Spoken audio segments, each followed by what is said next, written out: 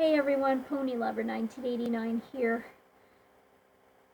You know, when a creepypasta wiki can not afford to keep a bunch of badly done stories of lost episodes, or not really good, but some that have grammar errors, they send them directly to the Spin Pasta wiki or the Scare Factor wiki, or or the or Troll Pasta Wiki and other even Geoshia's Lost Episodes Wiki. I had, I already, I've already heard the audio drama based on Sergeant Sprinkle's fanfic Cupcakes, and I haven't listened to the Rainbow Factory yet, or Rocket to Insanity, or Butterflies, or Fluttershy's Why I Stopped Watching My Little Pony, the My Little Pony ride, and the Apple Sleep Experiment yet. But I am going to tell you another lost episode, which is really messed up, kind of like a snuff film, and also contain really disgusting pornographic imagery to be put in a DVD. It's called the My Little Pony Friendship is Magic Goodwill DVD.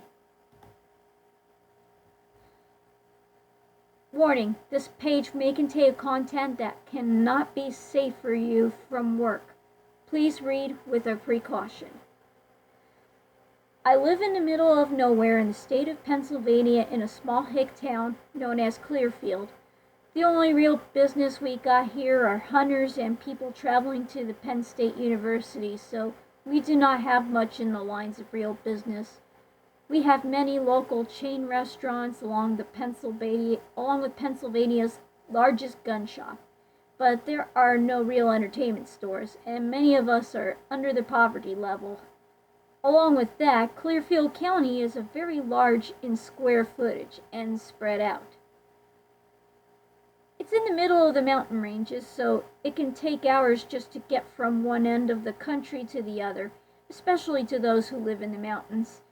It was winter at the time of this happening, and there was a foot of snow on the ground, and the roads were icy, so it took even longer to get anywhere. I live in an area of Garrard and Goshen, deep in the mountains. Most of the kids I go to high school with are rednecks and hillbillies. So many of them would poke fun at me if they knew that I was a Brody. Yep, something you don't see often, a redneck Brody. Because there are so many hicks here, there is not much one can find in our local stories related to My Little Pony.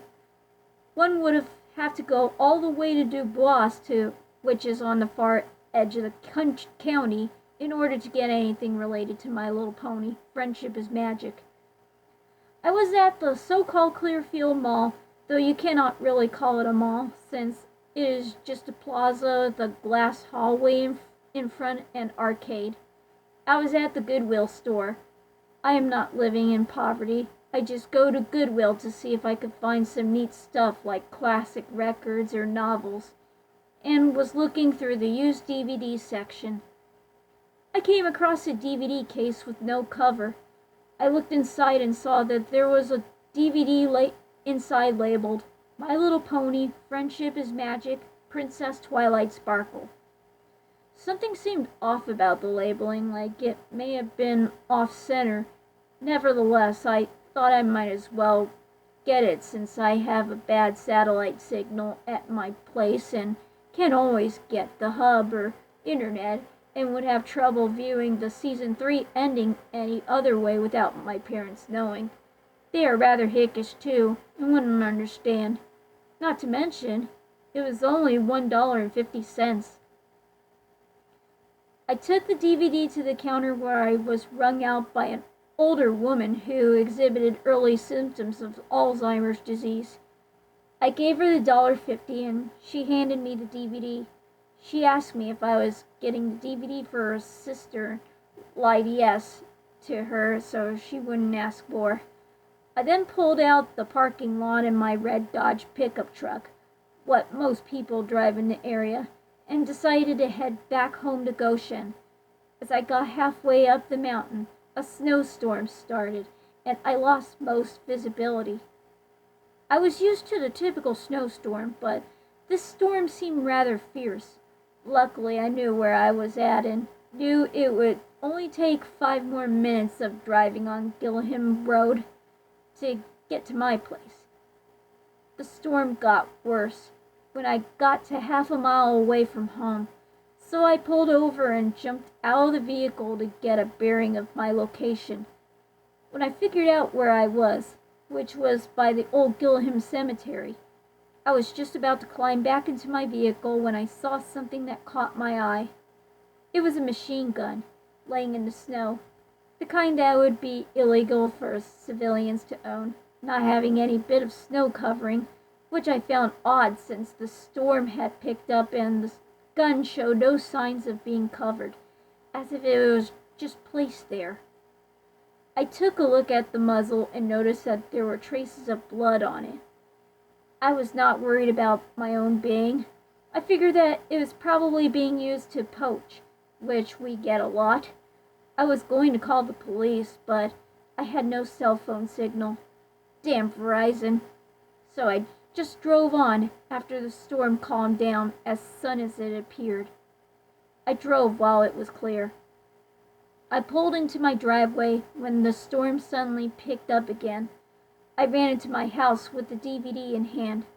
I unlocked the door and walked into my home. I was alone at the time since my father worked at the petroleum plant in Clearfield, while my mom worked as a pharmacist in Frenchville. I was free to watch my DVD without ridicule by my family. I ran for the TV in my room and popped the DVD into my laptop because I figured with this weather, I would lose power any moment now. The disc seemed to take forever to load. I feared I may have been scalped and got a bad disc. However, it eventually loaded and the program started. The DVD seemed to work rather smoothly now.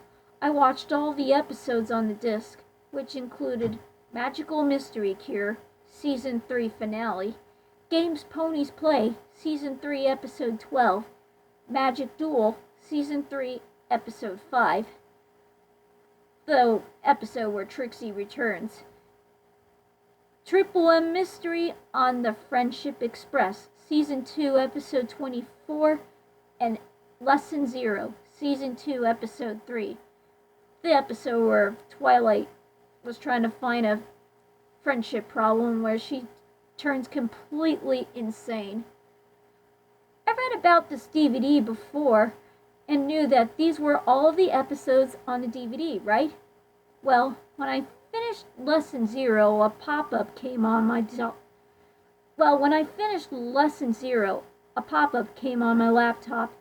Flutter.exe requires permission from the administrator to execute, or something like that. I had no idea what that meant, so I just clicked yes. From here, things started to get rather bizarre. On the bottom right corner was an interesting caption, unaired episode, December 12th. Unaired episode, December 14th, 2012. It seemed rather odd. The episode, though it appeared to be animated with Learn Faust style, seemed rather off. The first thing shown was a sad-looking Fluttershy staring into a mirror. The scene depicted numerous flashbacks that showed so quickly, I had to pause and rewind at times. When I saw when played back slowly disturbed me. The first flashback was of Twilight Sparkle and Spike participating in a very sexually explicit activity, appearing to be a screenshot of the Rule 34 game Double the Fun.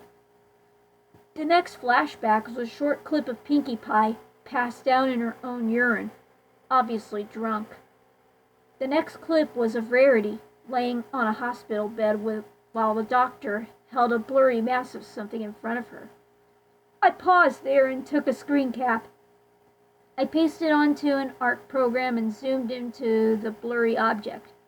I used a program to clarify the blur. When I saw the final result, I was sickened. It was a bloody pony fetus, with its head nearly destroyed and bloodied. Did Rarity have a partial birth abortion?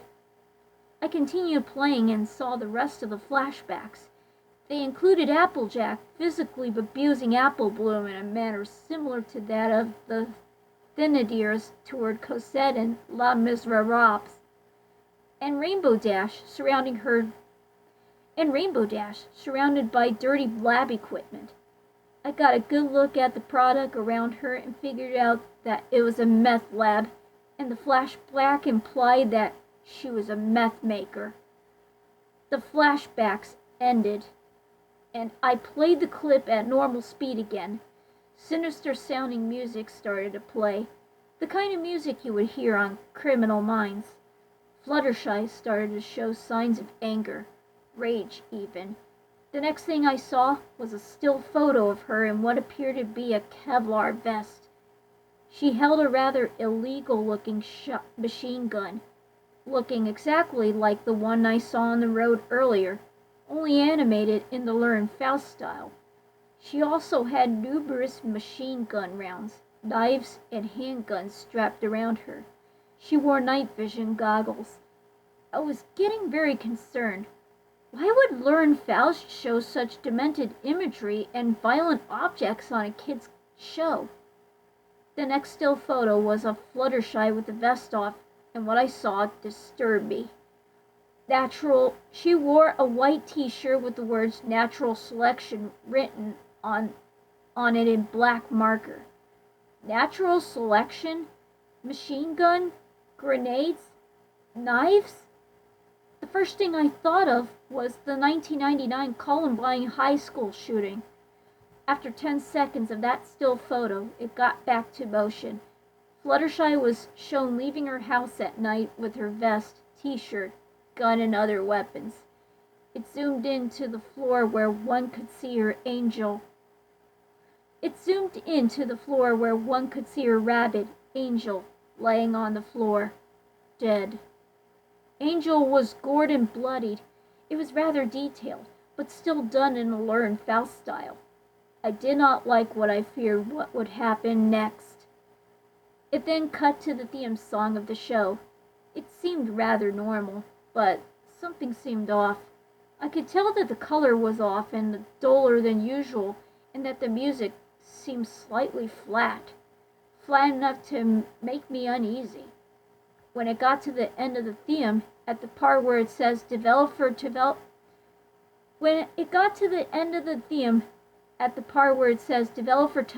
by Luhr and Faust, it flashed momentarily to a different name. I had to pause for a moment to get a glimpse of the name. What I saw scared me. Developer Television by Seung-Hui Cho, in the typical font usually used, as if officially made. The Seung-Hui Cho, the Virginian Tech shooter, Seung-Hui Cho? I knew what would be coming up in the episode could not be good. It cut to the next scene. It showed the Ponyville schoolhouse and students entering the building. It seemed rather peaceful until the title of the episode came up, Flutterlanza. I could not make out the rest of the personnel usually shown, but I didn't care. Flutterlanza? Is this some kind of sick joke? It made sense. Unaired episode December 14, 2012. Flutterlanza. December 14, 2012 was the day of the Sandy Hook massacre took place, which was perpetrated by former student Adam Lanza. I got a sick feeling in my stomach and I got a good idea what I was in for. As for Cheerilee starting up class with the door now closed, she took attendance as usual. The Cutie Mark Crusaders were doing their usual thing while Snails and Snips sat there being stupid. The door to the schoolroom knocked. Cheerilee walked up to the door. "Who is it? Do I have a late student?" Cheerilee asked through the door. "It's Fluttershy," stated the respective timid voice. "Could I come in real quick?